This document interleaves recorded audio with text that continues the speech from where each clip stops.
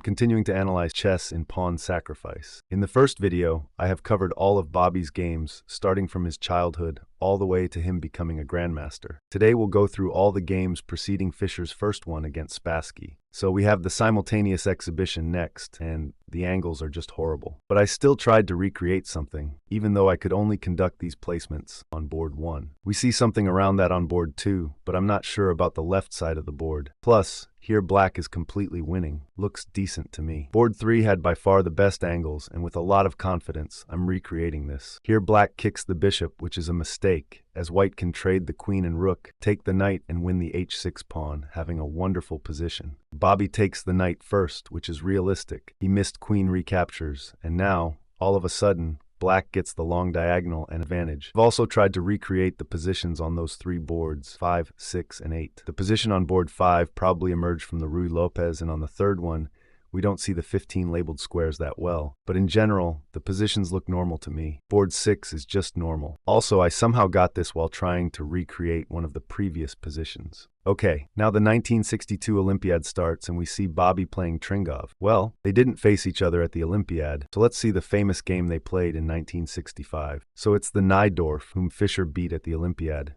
e6, queen b6, and white gives the b2 pawn to kick the queen and push a pawn. Trade, knight retreats, and it's pretty even after bishop e2. However, bishop c4 was played, and you might ask me, what's the difference? After doubling down on the pin, we see the 2 castling, and white hoped to hold it by sacrificing a knight and trading, but now comes Fischer's brilliancy. After queen f4, he finds the only winning move of knight c6, then comes queen f7 threatening checkmate, and it seems like white just overwhelmed the American's defensive sources, but he wouldn't have ever been great if he gave in here. Black starts with check, gives up the knight with a brilliant idea, bishop trade, and queen takes bishop threatening checkmate, and then they would take the pawn and win. However, white finds a better approach of bishop c8, hopefully trying to leave black with no attacking forces. But black finds knight e5, ignoring everything but white's king. And after queen e6, it's over because knight g4. Here Tringov resigned. Why? Because if you try defending with the knight, the bishop gets taken. If white saves the bishop, the other one gets taken by the rook. So what? White tries to attack, and then rook e8, trying to overload the defense. Here white actually has to move the rook. Black wins the knight, or mates. So a resignation was reasonable, although it was also worth to let Fischer play the combination. Then we see that Fischer is playing Stein. There was a game earlier that year at the Stockholm Interzonal, but it just featured a few trades and a draw. So let's analyze the game that happened 5 years later, and is also one of Fischer's impressive performances. It began with a classic Ruy Lopez. The bishop got chased away. Both sides sit on their half of the board. And even when black tries to jump the knight, it gets kicked. Then the game finally intensifies with the pawn pushes and knights galloping, and Fischer threatens checkmate. Now queen g3, and Bobby kind of abandons the attack for now. The best approach was a3, and even though white can't take, there's bishop up to dominate the dark squares. And black, in fact, has to sacrifice a knight to stop the attack, because otherwise white sacrifices a bishop. But if accepted, it leads to immediate mate. Black can't escape it either way though. But as I said, Fischer decided to be more brilliant. King up, he pushes a pawn and brings the queen and finds bishop f5. Taking it is best.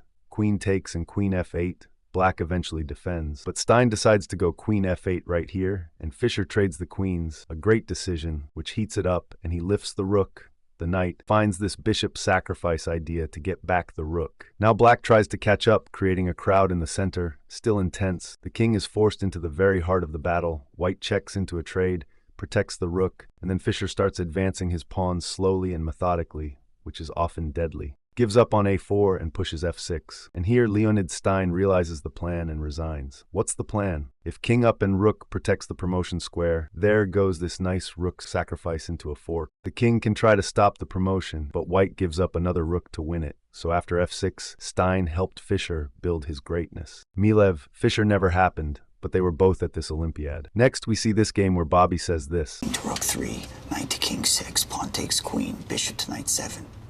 It's over.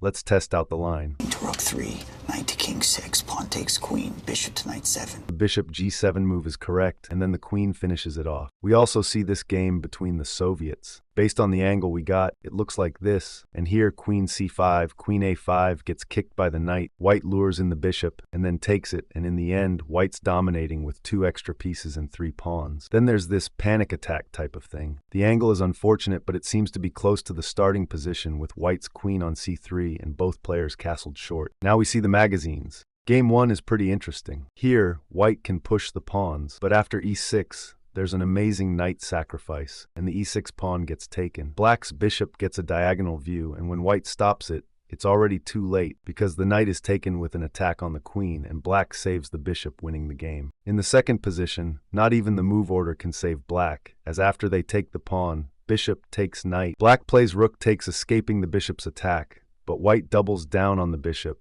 gets it, and after an important rook d6, forces the rook to take, and black only has one trick. If the rook is taken immediately, a bishop check wins the rook back, so white must first check and only then take. Black barely saves the rook in the corner, but at the end of the line, white's totally crushing. In the third one, if it's white to play, then they throw a check. Black responds with the same, but using the bishop, white keeps the pressure. If it's black to play, they can set up a great defense, losing a pawn in the process. But after the blockade, it's hard for white to progress, and we would need some Fischer moves to do that. Finally, this is a 1 endgame for black, as they get 2 extra pawns. The park brings some sad news. The games are out of focus, so I couldn't recreate them. Let me know if you could, and I'll include that in a video. Then Fischer analyzes Petrosian, Lombardy, showing the latter how to win. Here's where you screwed up. You got greedy, and you traded knight for bishop, and you sacrificed your pawn, right? Instead of trading, Bobby recommends playing knight d4, then a bunch of trades, bishop d6, rook retreats, attacks the queen, which is an inaccuracy. Knight e4 was best, which is practically unfindable. Queen retreats, and after knight f3, I sacrificed my rook. that's a brilliant, because if the queen was to take, black would just regain it. So of course, Bobby shows pawn takes. Check. Check. Then black gets back the rook, but wait, the bishop is hanging. The priest also notices that. The rook takes bishop. Of course. But now even I can find the continuation of rook check, queen e1, and after queen f2, no matter when the king goes, the queen gets pinned. For example, in the movie they showed king c3 and the pin. He sees the end. Holy shit. William loved that combination. Then they go to a tournament, and while we only see one move getting played against a non-existent opponent, the game on the right is Larsen-Najdorf. So once again, we'll analyze their most iconic matchup, which featured a wild mating pattern. It starts with the Larsens, skip the boring part, queen b6, and a bishop trade. Black starts the attack by bringing the rook, getting the Alekhine's gun, f5, g6, king prophylaxis, and after knight f6, white should play a solid rook g1, and eventually the rooks will trade into a dead draw. But luckily for us, Bent Larsen went rook e5, allowing black to make space for the rook. Now queen f7, Najdorf gives up a pawn to get the second pig and jumps in with the knight. I mean, it looks overwhelming, but black needs a breakthrough, and many would fail to find it. But Najdorf is unstoppable at this point, so queen g6 and rook g2 leading to mate or white giving the queen doesn't get played. Instead, there's a recapture. Now rook takes attacking the queen and queen h5. Now it's crystal clear, but too late for white to do anything. Check. King h7, and it looks like Larsen suddenly won a rook and has some chances. But Miguel Najdorf uses the illusion by sacrificing the second rook. Queen blocks and a smothered mate. Wow. Then Bobby plays William at blitz, or even bullet, and we only saw the opening. I'm only able to recreate the first 6 moves. e4, c5, the Najdorf with a trade on d4, and after e6, we don't see it. And then Fischer played Spassky for the first time, but that's a story for another video.